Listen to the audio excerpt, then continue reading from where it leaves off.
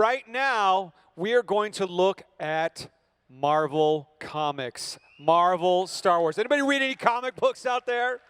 Yeah, so many great ones. Star Wars, Darth Vader, Shattered Empire, Kanan, one of my favorites, Lando Calrissian, Chewbacca, Princess Leia. They go on and on. They're doing these incredible stories, incredible art. I just want you to join me in giving a very warm Star Wars Celebration London welcome to the creative team behind your favorite Star Wars Marvel comics. Come on up, you guys.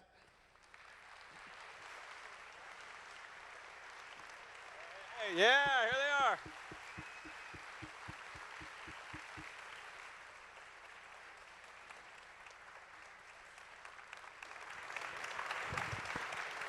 Welcome. Hello there. Hello, and welcome to the Galaxy stage. Now, I wanted to make sure that you all had a chance, for those of you that don't know, and I know many of you do, to introduce yourselves and your role in Marvel Star Wars comics. Well, sure. We actually have that in the slideshow, so we will do that. We'll take a look at the next slide. Yeah. I am Jordan D. White. I'm the editor of the entire Star Wars line. So if you've read a Marvel Star Wars comic, I worked on it a little bit. I love that action figure there. That's great. Yeah, I have the Jar Jar figure to prove that I'm a real fan. Over down at the end there is Mr. Marco Cucchiaro. Hi, Say hello. I'm Marco, and I'm a comic book artist and the clown of this panel. Really? Oh. Because my English is terrible, so sorry in advance, guys. That is a great photo. Yeah, That that's a really real cool is. photo, That is a rock star photo right there. Then right here next to me is Mr. Kieran Gillen, writer of Darth Vader. Hello, my name is Kieran Gillen. Yeah. Was that your Darth Vader voice? What was No, that? I can't do a Darth Vader. No. Oh, okay. Midlands twang. And finally, Mr. Phil Noto, Hey, everybody. artist of Poe Dameron and the Chewbacca mini. Cool. Very, very cool. So welcome to the Galaxy stage. I'm really excited to talk to you guys because of the amount of incredible work and artistry that goes in. What's that? Get my face off. Oh, you want to get your face out? Well, then we have to go straight to We Darth wanted to Vader. hang on that slide for about 40 minutes, if that's okay. You're doing a lot of incredible work. You know, so many different comments that I mentioned at the top. But Star Wars Darth Vader, I see here, we're looking at right now. Last issue spectacular. Tell me about this. Well, okay. Kieran has been writing Darth Vader. This will be the 25th issue, is unfortunately the last issue. But I'll tell you, it's been an epic, epic series. Probably the most evil series we've ever done. And it makes me impressed how evil Kieran must be to get his mind that evil. I know it's like I'm wearing a lot of black. You know, I've spent my entire life in character and ready to do this. It's a weird thing about Darth Vader, of course, that people go, why are you finishing it? And it's like, we've just kind of finished the story. You know, this is a story that was designed to bridge the fall and rise of Darth Vader between A New Hope and Empire. And we kind of realized, oh yeah, we've done that. You know, we've kind of, that kind of, when we get the end, we kind of get Vader heading directly towards Empire with this sort of vision in front of him. So yeah, that's a weird one. The idea that we make a statement and then get out of there. Yeah. Did the story process coming up with that, did that ever just surprise you when you were coming up with those stories? Tell me about the creative process, because I think that Vader being such an iconic character must present such a wonderful challenge for a Star Wars fan. I mean, the first thought was it's almost like a historical novel, you know, as in it's a set period. So what I did was really obsess over obsess over the movies, obsess at everything that happened in that period, and work out what is the actually implicit story. And that's how I end up coming, you know. End of New Hope, Vader is one of the sole people who survives the greatest military disaster of all time. You know, that's not a small thing. And at the start of Empire, he's in a much more powerful position.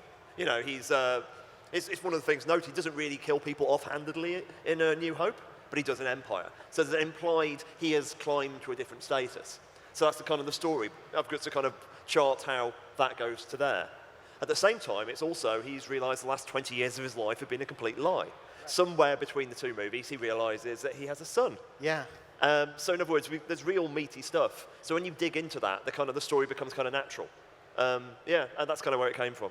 I mean, that's one of the coolest things we got to do. If you haven't read any of the Star Wars comics yet, I do recommend them, because one of the coolest things at the end of the first arc of Star Wars and the end of the first arc of Darth Vader, Yes. we had a moment that appears in both books, Yes. which is we got to show the moment where Darth Vader finds out his son is the one who blew up the Death Star.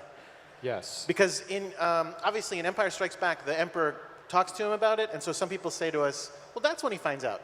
No, you know that's not true, because in the opening crawl of Empire Strikes Back, it says he's already obsessed with finding Luke Skywalker. So he already knows, he hasn't told the Emperor yet. Right.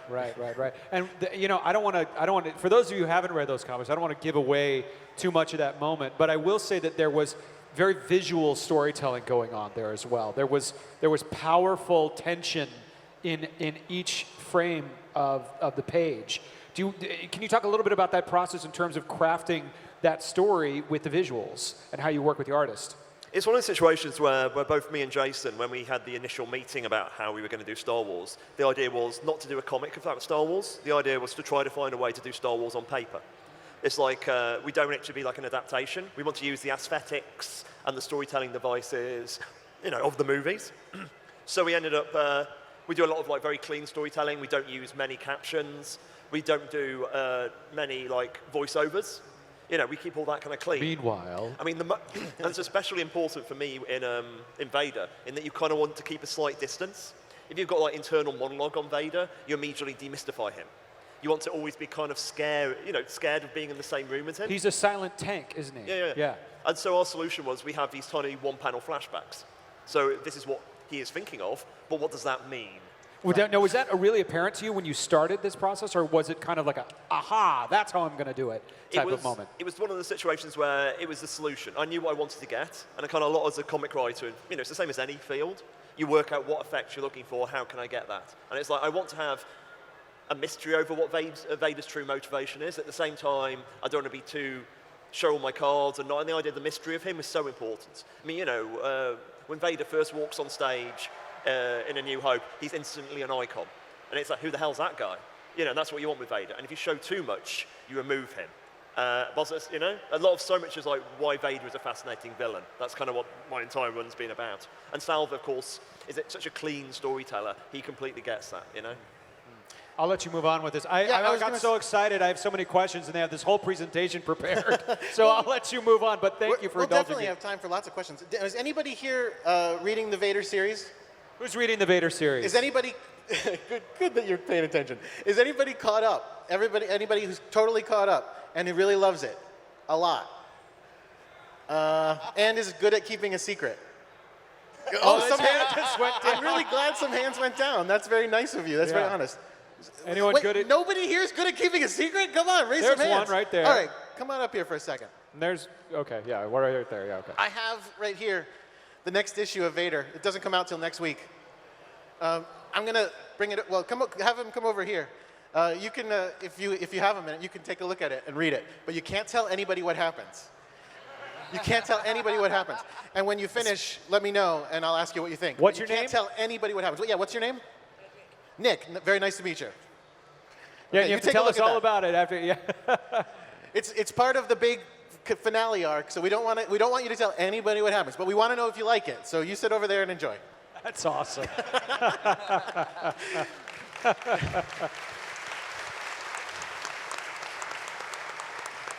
If we could go back to the slide for the last issue really quick. I think one of the things I don't think was mentioned in the solicit is what is in this final issue. There's a 30-page main story by Kieran and Salva LaRocca, and then there's actually also a 10-page backup story drawn by Max Fiumara, which is really cool. Did you enjoy working with Max on that? It's great. I mean, the idea of doing a short story was I kind of like Grace Note for the entire series, and it's kind of about the mythic nature of Vader. And we kind of go back to the very first issue, and we do a story from the Sand People's perspective. About at the end of the first issue, Vader has some issues with Sand People. And basically, this is kind of like the one sole survivor who's from that attack, and what he makes of it, and what the Sand People then do in response. And it's all silence. It's all kind of it's a really dark kind of ending, to be honest. But that's kind of what people come for. It's Darth Vader. So. In addition, here's I think a first look at a couple of the variant covers. This is the the Shirahama variant, the Laroka variant, and the Cho variant for issue 25. There's some pretty sweet images, and there's a number more. So we're going to be revealing more as we get closer to that. Those are awesome. Yeah, they're pretty cool. Those are great. I love. Oh my God, that's fantastic. You got to decide which one you want to try to track down. It's between the first one, the second one, or the third one for me. Really. And the main cover is by Juan Jimenez, who is the artist of. Yeah, he's one of my favorite artists of all time. Humanoids. Yeah, he does. He does so many great books, but the one that I got into him was a book called Meta Barons, which is basically this enormous Dune-esque space fantasy, and is baroquely, strangely beautiful. So the idea of him doing a cover is, got me. It was pretty awesome. Let's see what else we got here. These are some of the collected editions. That's volumes 1 and 2, both of which are on sale now. The first one is just called Vader. The second one's called Shadows and Secrets. And then in August, the third volume, Shu-Torun War, will come out. That is a pretty sweet arc about, basically you get to see Darth Vader leading an army, which you don't get to see very much. I mean, most of the time he commands a few things, but this is like leading an army campaign the way he did during the Clone Wars. Yeah. That was the idea. Since Vader's getting increasing responsibilities as the stories goes along, let's give him a military campaign, and we take into this a weirdly courtly mining culture, and it's basically like mile-high tunnels beneath the surface, and lava tends to have a bad memory for Vader as well. So we kind of delve into that, and lots of things explode. And he dances. And he has a lovely dance. Yes. Sort of. The Star Wars main series that is written by Jason Aaron. This is the start of an all-new arc called The Last Flight of the Harbinger. Drawn by Jorge Molina. This cover here is by David Aja. Anybody reading the Star Wars book? That's a lot more hands. How about Secret Keepers? How about you, sir? Come on up. Guess what? I got the first issue of the new arc right here. Hey! Come on over here and you can read this. Again, you can tell no one, but I'll tell you guys. This is a one-off issue. It's the start of the arc, but it's standalone story. It's pretty sweet, and I hope that he will agree. Don't tell anybody what happens. Yeah, don't even tell each other what happens. No, don't even talk over there. All right. So that's going to be a really super cool arc. Unfortunately, nobody who works on this book is here except me. It's great. I love it. All of them. I've read it. It's really good. Oh, there you go. And we also have some interior pages from it. So he's reading them with letters. You can just see these right now briefly. Obviously, it is about an awesome new troop of stormtroopers. Where does a lot of the visual inspiration come from in terms of framing and things like that? I see, for example, the lower third of the second page, and the ramp coming down. It reminds me of so many things, including The Force Awakens. Obviously that visual language is carried on throughout the years, but where does a lot of that inspiration come from for certain artists? Is it always Star Wars films, or do you borrow from other sources as well, the same way George Lucas did? Oh, I definitely think that's the case. Yeah, I mean, obviously there's a lot of Star Wars to be inspired by, so that does influence them tremendously. But that being said, like you said, George Lucas was influenced by samurai movies and by war movies, World War II movies, and by all these different things, and that all enters into the language. This issue right here focuses on this troop, so this reads as a little bit of a military war story, more than your average issue that focuses on Luke. Would. Yeah, there's something the story group tends to say a lot, and it's a big universe. Yeah. As in it's not just one cantina. The idea that as long as you can keep the aesthetics and make it feel Star Wars, and it doesn't feel, you don't push the tech too much, and you keep it in that kind of boundary. They like you making stuff up. So a lot of the job for me is making up interesting settings which could be in a Star Wars movie that haven't been. We did an entire story inside a nebula with a planet had an enormous nebula around it, and it's got individual moons inside it. There's enormous lightning storms, so it's like a really interesting visual thing. That's kind of like a lot of what we do. We go to different sources for that. Yeah. Yeah, that's really great. And there's something about Star Wars too. Even look at this. I'm sure a lot of the text has been removed from this. Oh yeah, but there would be text normally. But just something about Star Wars and how shots are framed. It's such a visual medium already that really lends itself even to stills this way. Do you find that's true as artists? You know, Yeah. It's just being such a big Star Wars fan, getting to actually putting that kind of art on a page. It's just kind of a natural flow. Is he done? So, yeah, Oh, he's done with the one issue. of our readers Oh, no, is please done. go ahead. Come on Oh, no, up, come on go. up. Yeah, I mean, I've grown up watching Star Wars over and over, so I just, like Kieran was saying, my main goal is to just use that aesthetic and get that across on the pages when I'm not drawing like, an original trilogy character or a setting or something. Just trying to keep it in that Star Wars universe. Okay, so Nick is what? Oh, was Marco going to say something? I'm sorry. Go Marco, ahead. go for it. Yes, when I work, I watched a lot of movie of Star Wars. In loop, I have the Return of Jedi, because Shattered Empire was after the Return of the Jedi. And yes, I like Bruce Willis in Die Hard 4. No, I am a very fan of Star Wars.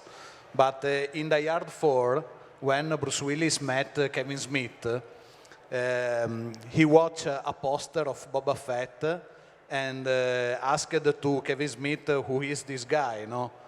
And Kevin Smith said him, you are a fan of Boba Fett. And Bruce Willis answered, no, I am a Star Wars guy. So I'm like Bruce Willis. I don't know everything of Star Wars, but I like a lot Star Wars. Well, let me tell you, Shattered Empire visually was gorgeous. The scenes thank on you. Endor, everything about it. Don't you agree? How many of you read Shattered Empire out there? Yeah. Thank you. Yeah, I'd say you know a fair amount if you've had Return of the Jedi on a loop for a while. Yeah. Anyway, Okay, so Nick has finished reading Darth Vader number 23. What did you think? The last panel, amazing. Yeah, but you're not going to tell him what happened, right? Not at all. All right, good. So you're going to have to get this issue. But it was really good. You like it? Recommend it? Absolutely. All right. Thank you so much. Everybody give him a hand. thanks, Nick. Fast reader. Pretty crazy. All right, what else we got here? Let's see. More interior pages. Oh, just some more covers and stuff from Last Flight of the Harbinger. That's the cover of issue 22, I believe, and by Mike Diodato. Let's see what else we got. Here's some more interior pages. This is from issue 22. Obviously, we get back to Luke and some more space fights. It's pretty sweet. Wow, those are amazing. Look at the composition of that and the color, and that's really, really, really great. I especially love the red and green over the blue. It's just. How long did this take from concept to final? I mean, for covers, obviously, there's a whole different approval process and things in place for just a particular cell, yes? Or maybe not with all the variants. Well, yeah, there are a lot of variants. My assistant Heather Antos handles most of the variants because there's so many to keep track of, and she does a great job on them. But these are interior pages, so let's say these. Oh, that's an interior. Oh, the previous one was the. Yeah, the previous one had the cover. These are interior pages that Jorge Molina did. So. Oh, there it is. You mean on the slide below where it says interior? Got it. Sorry about that. But yeah, I mean, so I don't know how long these would have taken him to do. Probably, I would say your average artist does 3 or 4 days per page. You think? No. Oh no, for all of them. For all 3 of them. Yeah. I would say your average artist does 3 to 4 pages a week. So he probably did these over the course of a week and maybe another one. Coloring as well, or that's just no, layout? he just does the line art. Right. And the colorist on these is Matt Mila, Great. who's doing a beautiful job as well. Let's see, do we have any more, or are we on to something else? A couple more. There's Han and Leia in the Falcon, and some Imperial officers on the Harbinger. Those are fantastic. Okay. And that's issue 23's cover. That's pretty cool. They're having some fun. And The Force Awakens, we're doing a miniseries adapting it. A lot of people asked us if we would, so we said, all right, and we did. Chuck Wendig's writing it. Mark Lamming is doing the art, as well as there's another guy who's doing the art whose name was left off, and I apologize. But Luke Ross. Luke Ross, yes, Luke Ross. Ross. And he's doing a wonderful job as well. These are some of Mark Lamming's interior pages from issue 3, though. And they look terrific. Let's see. Those are beautiful. Let's talk about Obi-Wan and Anakin. Now, this was a Yes. series written by Charles Soule with covers and interior art by Marco Cacchetto.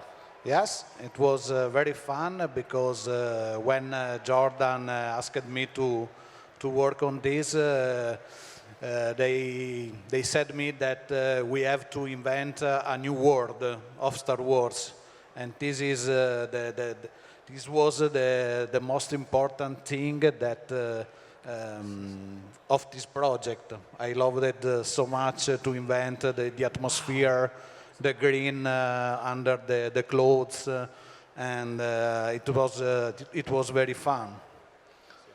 These are now all the issues of this have come out, but the collected edition is just about to come out. So you can pick up. I think it said. Did it say this week? Let me look. Yeah, it said this Tuesday in stores. So there you go. Yeah, these are interior pages. This takes place between episodes 1 and 2, when Obi-Wan is training Anakin. Anakin is probably around, I think we said, what, like 12 years old? Yes.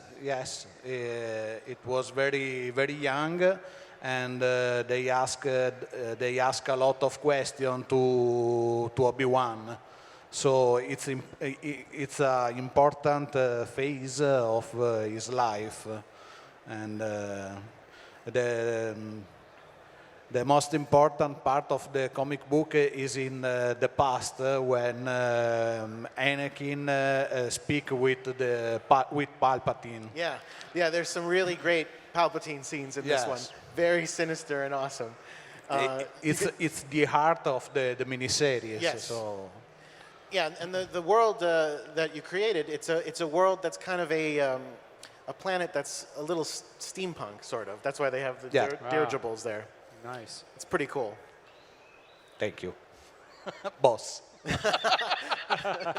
And speaking of Shattered Empire, which we did earlier, Shattered Empire as well. Now you did most of the art on this one, although there was a few people helped out. But Greg Rucka wrote it. This is a series that takes place right at the end of Return of the Jedi.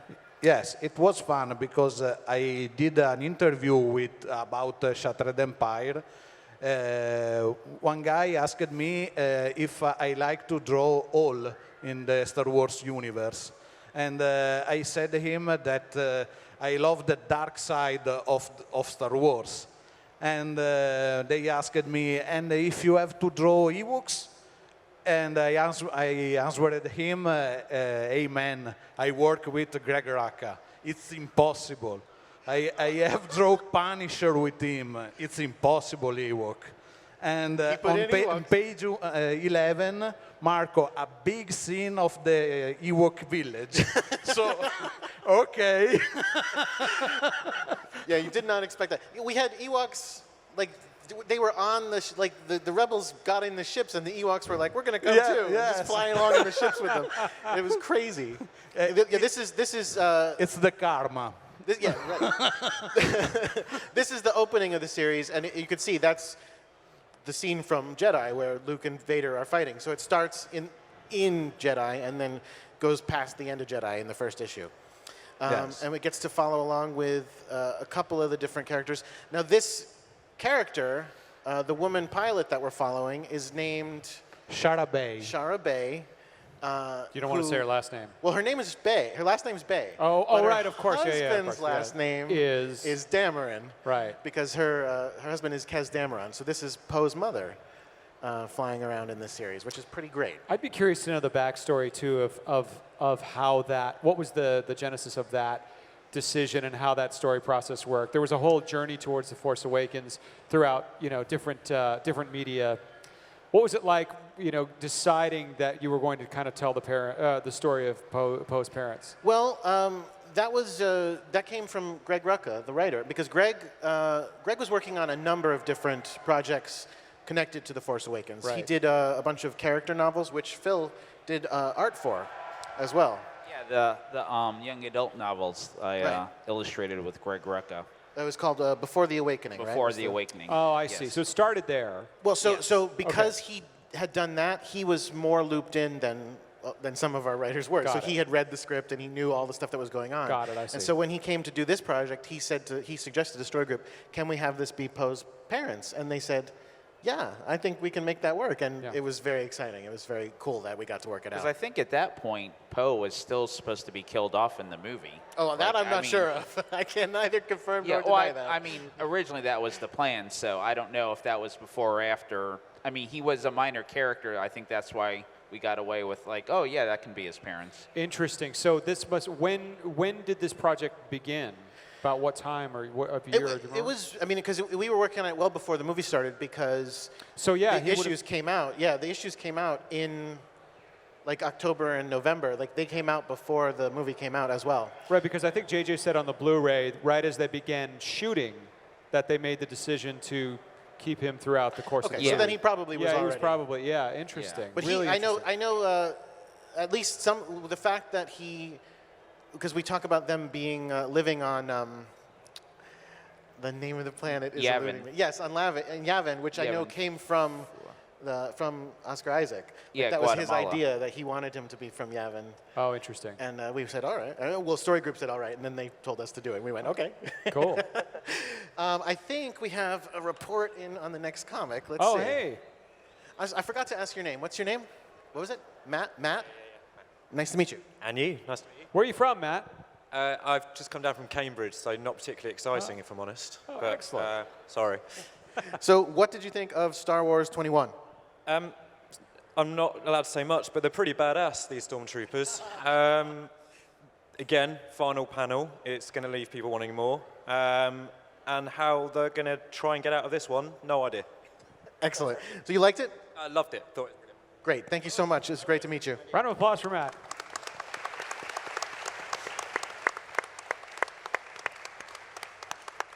All right. Oh, more pages. Oh, yeah, and there's Yavin at the end there on the last page. Right. Because that was a beautiful, beautiful book. Yeah. All right, let's. Oh, you want to? Yeah, talk to us about it. Yes, I'm waiting that Greg send me the last panel, the story of the last panel. So I'm still waiting. The tree on The tree on Yavin. Well, yeah. we'll have to see what happens. You'll have to see. We need a sequel. I have another art question for you when it comes to Star Wars. And I know there's such a visual language in terms of color palette, how things look, but your comic books have their own art language, right? So in establishing that, and working with Lucasfilm, how much did you find yourself kind of creating your own color palette, your own style guide for something like Shattered Empire when you've got Return of the Jedi on a loop, which is a live-action movie from 1983? Can you just talk about that process a little bit? No, it's more difficult with Star Wars than the superheroes book. Right. Because That started as in the same. yes, it was hard to start to draw Star Wars because when you draw Spider-Man, you can draw your Spider-Man, where you have a face in your mind, no, and you can create your Spider-Man. With Star Wars, all the people have in mind Harrison Ford or Mark Hamill. So you can find a style that you can recognize the actor. If you are more distant, I know, sorry. If you don't fix the face of the actor, is worse. Okay, you can read with familiarity the book. Sorry again, guys. No, Oh, you're doing no, great. it's fine. I'm hanging with you. I got it. It's hard. Speaking of difficult likenesses, I'm not a writer. I'm pretty sure, yeah, Phil had to do the difficult likeness of Chewbacca for a series. Yeah, I get Wow. all the fun ones. Yeah, no, Chewbacca was great. Yeah, I had a blast working on this with Jerry, and yeah. I Can don't you know talk a what little else. bit about? I would actually. Chewbacca is difficult to get. Oh right. yes, And no, he's he got is. I different mean, it looks. was it's very tough because, like, if you draw him wrong, he just kind of looks like Harry Homer Simpson. Like, it can be Right. a little tricky. But but I mean, the lucky thing is there's tons of Chewbacca photos and video and everything. So it wasn't. Yeah, I mean, I just really had to study him for a bit. And it's a very specific Chewbacca, right? Because from movie to movie. Yeah. This was. I think this was between New Hope and Empire Yeah, Chewbacca. right. So I was Yeah. trying. I didn't have him. It wasn't like big hair Chewbacca. It was more It was more slicked back, slick back coffee, Chewbacca. Yeah. Kenner action figure Chewbacca. Yes. And you Yeah, can yeah, see yeah. his Definitely. mustache. Yes, the mustache. I tried to get in there. So this is a mini-series that we did. It's all finished now, so you can buy the collected edition. And everybody who hasn't seen it always asks us, do you translate what Chewbacca says? And the answer is, no, of course not. Of course not. That was the thing that I loved the most about this series. I went into it going, how are they going to do the clever? The way that Chewbacca emotes without giving it away. Yeah. I just thought you guys did a fantastic job on that. Thank you. Yeah, all he does is yell, like always. Right, and you can't do too much with his face, right? Because then he's not Chewbacca. You can't do too Yeah. much emoting. You can't do too much posing. So the way other characters, I won't get into it, but it's really great, really, really great. If you haven't read it, it's a lot of fun. And sticking with things that Phil is working on, he's also doing the Poe Dameron series. Oh, Damron. There's the cover of issue 5. If you've read, I think issue 4 is out now. So if you've read issue 4, Poe went into a prison to try to speak with Gracchus the Hutt, who possibly knows where Lor Santeca has gone. Unfortunately, things are not going well, and there he is, obviously, not very happily in prison. Phil, how do you like working on this series? Oh, it's great. I mean, I'm in Star Wars heaven. At first, like, Oscar Isaac was very tricky to get a good likeness of, but I ended up sculpting a 3D head of him based on tons of photos that I had, and just that's kind of what I use for reference now.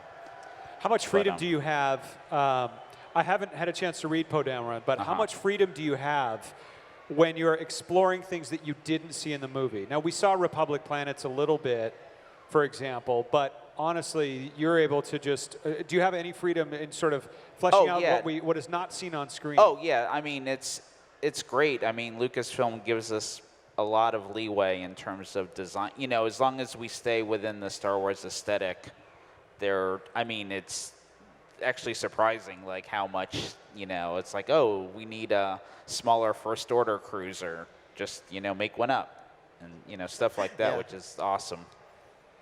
On these pages, you can see Snap Wexley and Jess Pava, as well as, what's Kari's last name?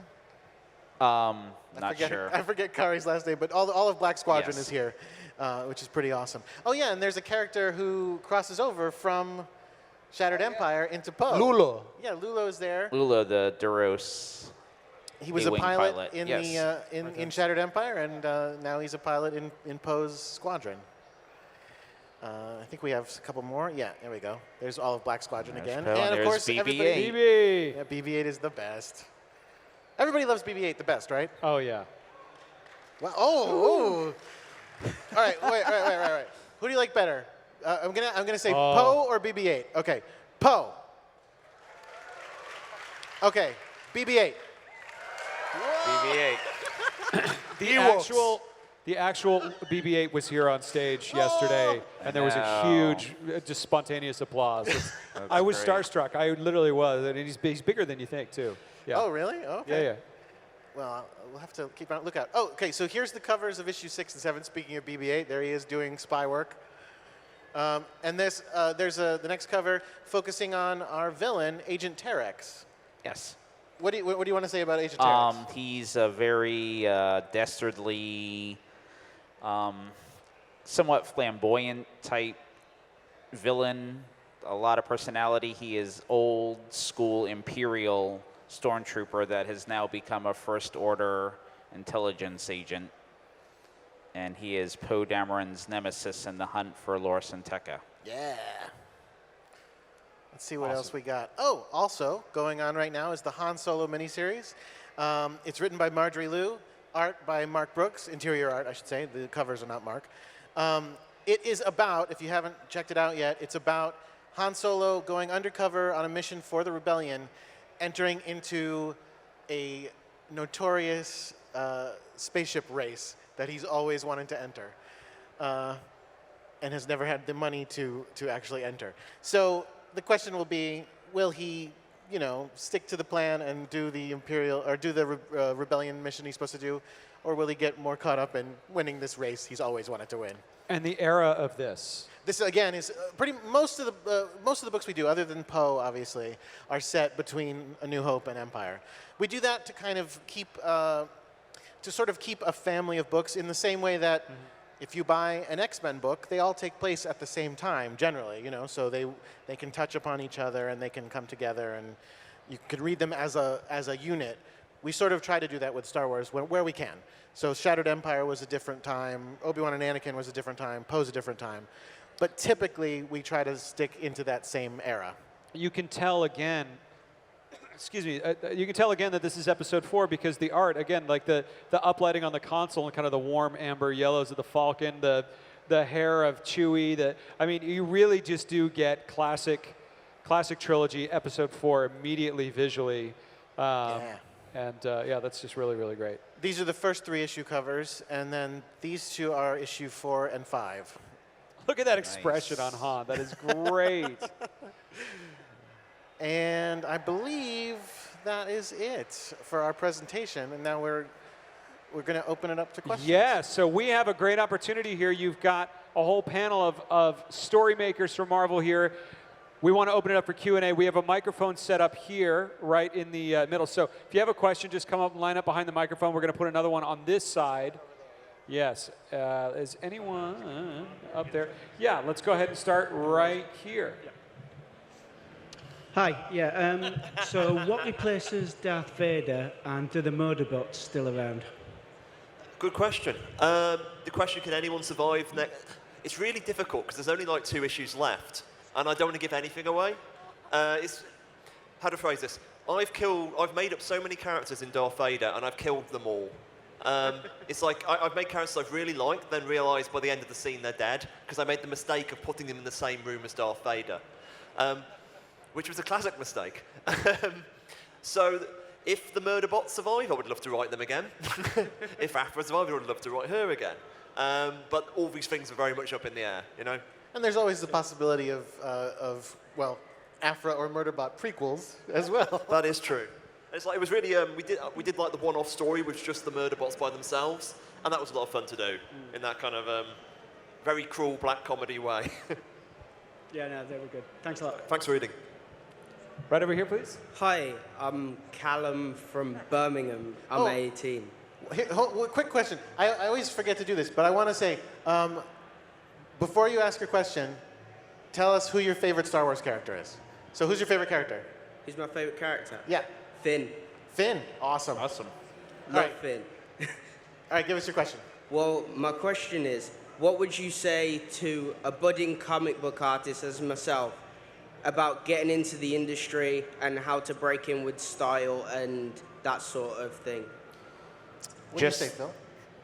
Practice, practice, practice. Draw every day. Draw as much as you can. Draw different things. I mean, a good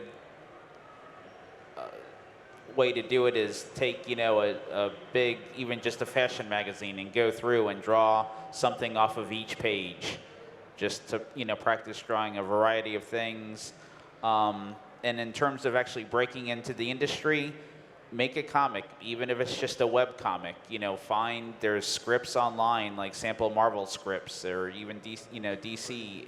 You can, you know, find sample scripts online and just make a comic and just, you know, practice sequential art like that. And, you know, once you get up a nice collection of work in terms of actual comic books, you know, submit them to a comic publisher. A lot of the bigger comic shows have editors that will, take submissions and give you a critique. But yeah, I mean, the biggest thing is just make comics, like make your own comics, and that will show people, like, the level that you're at in terms of, hireability.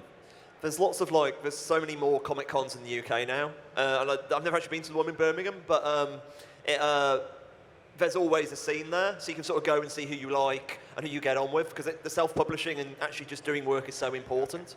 I mean, one of the classic mistakes is I see people show me their portfolio, and it's just drawings. There's no comic pages. And it's that kind of like just drawing comic pages, and your storytelling is such an important thing. There's so many amazing drafts people I know, and they're not very good storytellers, and that means they don't get work. And the art of the job is not just being an amazing at individual images, but being able to actually use the images to tell story. So just really, really do it. And the great joy about comics is it's got a very low barrier to entry. I could get a pen out now and start drawing something, and that would be a comic. It's not like film or TV when you need money. It's the idea, you have paper and a pen, you can do a comic right now. So it's that's always what I loved about it, to be honest. So yeah, that. Yeah. Right then. Thank you Great, so much. great question, great answers. Yes, Good right luck. here. Hello. Hello. What's your name? Hello. Cal. And who's your favorite character? Kylo Ren or Darth Maul. All right. All right. My question is, how you prevent all the stories in the comic books getting tangled up with films in the future, so it won't be scrapped like the old EU when new films come out in 20 years or 30 years. I'm sorry, did you say how do we avoid continuity problems? Oh, basically, well, with films that have not been made in 20 years. In other words, Right. shall I answer it? Because I heard the Yeah, go question. ahead. Sorry. I did my best. I was trying. Sorry. Basically, the story group that they run now is very good. Yeah. They kind of we pitch when we throw an idea at them, they'll go, "Oh, you probably better stay away from that because we're doing something," And the idea, they keep They keep track of what's going on in the Star Wars universe, so Right. nothing conflicts between all the publishing, movies, video games even. Yeah. And the other good thing is they also feed you back. So if you pitch an idea, and they say, "Oh, actually, we're doing something like that with a video game over here," so you could use the same baddie, for example. Right. And I've occasionally, when writing scripts, gone, "Well, I could completely make up a gangster here, but if you've got an idea, if there's a gangster anyone else is using, I can use them, and that's no drop-in character." So it's a push and pull there, really. Yeah, I mean, because they're working with everybody who's working on Star Wars. They're working with the filmmakers, they're working with the video game makers, they're working with the novelists, they're working with the comic book creators. So they are able to collaborate with all of us and do their best to bring the story together and make sure we don't all tell opposing stories so that 20 years later they don't have to eject them all. Thank you. Thank you for asking. Right here. Hi, my name's Griff. I do just first want to say I love everything you've done, all four of you and everyone over there. Oh, I thank love you. it, so thank you. But who's your favorite character? Oh, Han Solo, of course. There you go. So my question is, you've done a lot of stuff that's tied to the characters in TV shows and in the films, but you've done nothing outside of that, a new original character. If you could right now come up with someone, who would it be and what kind of story would you take them on? Someone who we've never done that's never appeared in any story before ever? Yeah. So Well, he we're wants us kind to of doing create a that comic with book right Agent now. Terex. Well, right we now. did with Agent Terex, but he's saying I don't know. It would be cool to see, I don't know. There's a lot of characters that would be cool to see. Star Wars wise? Yeah. Well, Oh. he's saying, who would we want to do a book about that we've never seen before? So not let's do a book about Agent Terex, but Or would you do a book about an all-new character Sure. that isn't from the movies and follow that? In Oh, do terms you mean of like stories? Rebels or something where it's Yeah. in the universe, but Yeah, like an Yeah, more, oh. yeah, new characters, yeah. oh, I don't. that's a tough one because a lot of them, I mean, if they're super interesting, we try to put them in the books as they are right now. I mean, we've seen a lot of weird stuff in the books. We've seen, archaeologists, and we've seen professors, and we've seen all sorts of weird things. I mean, If I hadn't actually spoilers, if one of the people I've killed off, I would have loved to have done more with. It's like he could have supported a book by himself, but unfortunately he's been stabbed. Yeah. So him. It's interesting that it's an interesting know who you question mean. because sorry, just personally, the way I relate to that question is one of my favorites was Star Wars Kanan. And I think it's because Kanan was new to Star Wars Rebels, and so I knew nothing about Kanan's backstory. And reading that series took Rebels to an even higher place for me because suddenly I was bringing all of that backstory about Order 6. Oh, I don't want to give it away. But I really recommend that comic because there is something very satisfying about new characters. You don't know where they're going to go. That's true. You know, so I love it when you guys introduce new characters, and if that's how I understand your question, is new characters are awesome, right? Thank you. Thank you. Thank you. Right here. Hi guys, I'm Brian, and my favorite character is the one and only Boba Fett. Cool. Yeah. You already answered this question because the gentleman in front of me did it. My question was, how much freedom does the story group give you in coming up with storylines and visuals? Because sometimes there are like details that can go in there and ruin something.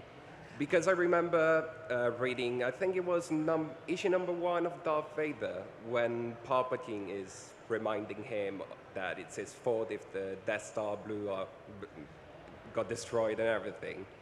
And I think the quote was that he deliberately let the rebels escape with the plans. Yeah. And since Rogue One is closed, I was thinking, how's that gonna work?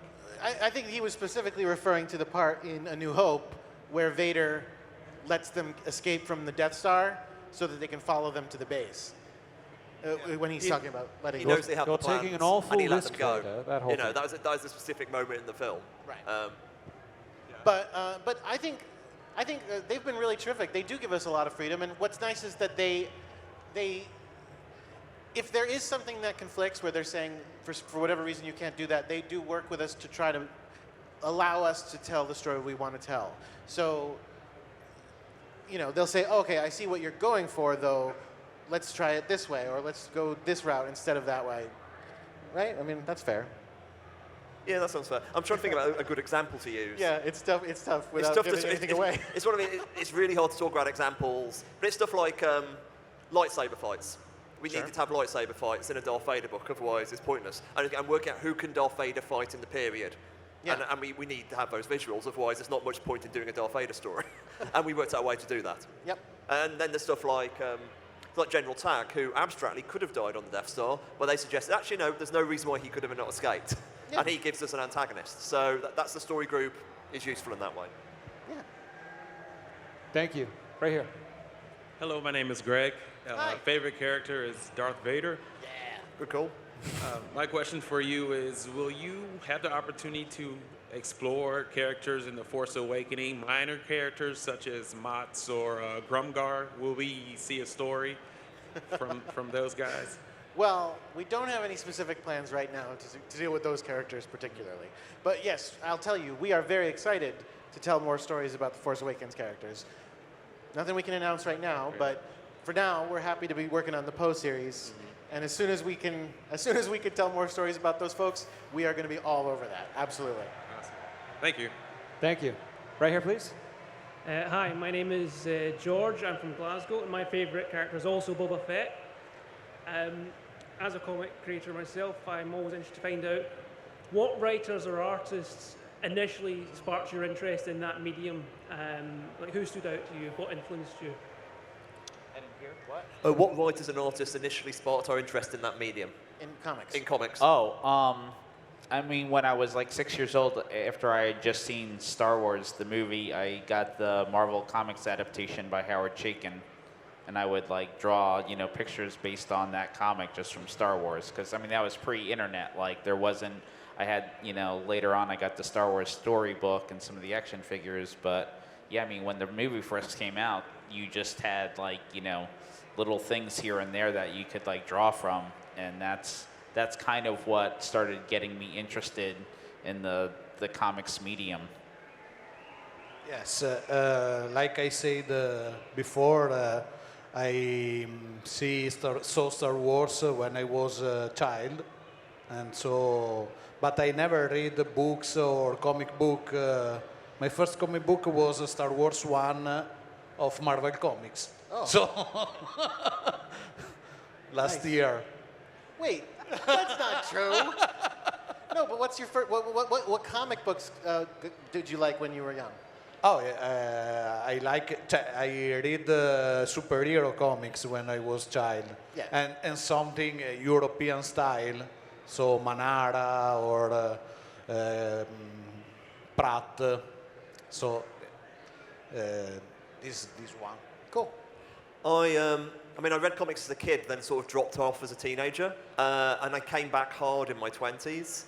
And my way in was Alan Moore. I'm an enormous Alan Moore admirer. I rip him off a lot. Yeah. And the kind of my initial people were people like Grant Morrison and Garth Ennis and Warren Ellis. I mean, Warren Ellis especially was a guy. Before that, I read like 1 or 2 trades a year. Then around 2000, I got into Warren's books and got into the Warren Ellis forum. Then 6 months later, I'm doing my own mini comics. And it kind of built from there. He was kind of like my entry point into that whole world. So yeah, there would be really good examples of people I liked. Yeah, Alan Moore is amazing, and I love him so much as well. But definitely earlier than that, before I ever got to Alan Moore, the biggest creators I loved most were probably Eric Larson, who does Savage Dragon, and Adam Warren, who at the time did the American Dirty Pair comics that were so funny and so clever. I loved them very much. That's awesome. Thank you. Right here. Hi, thank you for the opportunity to come up on stage and review the other comic. You're back. Hello again. How'd you end up all the way over there? I'm shorter queue. Oh. So I'm Nick. I'm working with CBCS UK, and I'd like to invite all you guys to come down to our booth if you guys want to do some signing for these guys in the audience for your comics. But as a question for you. Yeah. Wait, first, who's your favorite character? Sorry, my favorite character. I'm loving Poe Dameron at the moment. But probably old school, it's got to be Luke Skywalker. All right, that's Very fair. good, very good. Solid. Yeah, but if you had the opportunity to write a comic of any of the Star Wars characters from the universe, what would it be? Mine would be Darth Vader. And I'm not even joking, it would be. You know, it's that kind of, yeah, Darth Vader would be, and I can't even think, apart from that, I'd love to do a Boba Fett comic. Cool. You know, something in the crime side, or Han. You know, who wouldn't want to write Han? All of which lend themselves to an Alan Moore fan, right? Yes. So, yeah. Anyone else? If you could draw any character. I would love to do like old school, like Luke Skywalker and his friends that were all like in the cutting room floor scenes. Like Oh, you mean like his Tashi Station friends? Yeah, yeah. That's applause. Cammy and Biggs Fixer and Digger and Fixer. And it would just be called Star Wars Wormy? Yes. Yes. We recanonized that. In the comics, we have it in canon that he is called Wormy by people Wormy, on Tatooine. yeah. So I'd love to do a your Wormy favorite book. character, Wormy, is coming back. You can play with your friends later. That's great. Anyone? Yeah. It's okay. Star Wars one would you ever want to draw? What character would you, of any character, who would you want to draw? When I want to draw, Yeah, if you could draw any Star Wars book, what character? oh, I don't know, Han Solo. Yeah. Hey, He's there great. you go. Actually, I'll do a really dark Ewok comic. They did they eat those stormtroopers? I mean, Yeah, exactly, cannibal Ewok. yeah, exactly. They're not cannibals because they're not human. What Then happened they to the fed him heads to Wilford in those? Brimley. Yeah. Oh, no. All right. Thank you so Caravan much. of Courage takes a dark turn. Thank you. Right here. Hi, my name's Jack. Hello. I'm from Wales. My favorite character is, I'm going to say Dengar at the moment. Dengar. Yeah. Oh, okay. Just because he's so fun to play as in Battlefront at the moment, and that issue that he was in the Marvel comics. Yeah, he was in a great issue of Star Wars, the main series. Absolutely. My big question is, it's mostly to do with like the other Marvel universe, but what would happen if there, if there's in the near future, will there be a big major crossover with the Star Wars universe and maybe the Marvel universe and maybe the Disney? I think that was called Disney Infinity, right? No. Yes. No, there are not any current plans, and I'll tell you, there are definitely some cool things that could be done with that, but it doesn't feel very Star Warsy to me because I feel like you'd have to end up doing weird time travel or dimension hopping stuff that feels a lot more Star Trek than Star Wars. But it can done from the Marvel universe though. What? With the Infinity Gauntlet or something like that. Yeah, I think that's as close as you're ever going to get. And we see where that got us all, so. Sadly. No, the Infinity Gauntlet, he said. Oh, no, I thought you were talking about Disney Infinity. Sorry. Yeah, I mean, technically Thanos could be like, hey, I want to have some Star Wars here, and just have him show up. I don't think that's very likely right now. You never know what'll happen, because obviously we work on both, but I wouldn't hold my breath. Okay, Thank you. Right here. Hello, my name is Mo from Thailand. Hello. And my favorite characters are the Emperor and Kylo Ren.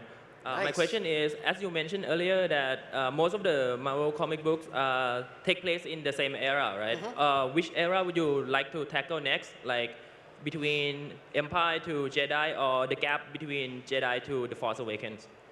That's a great question. I heard Wolford Brimley earlier, but I'm assuming that's off the table.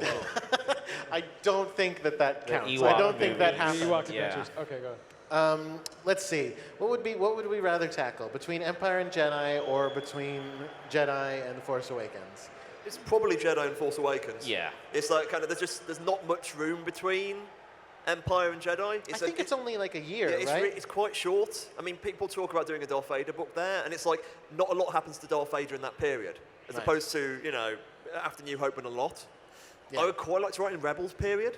That kind of that just before New Hope. I find very exciting as well.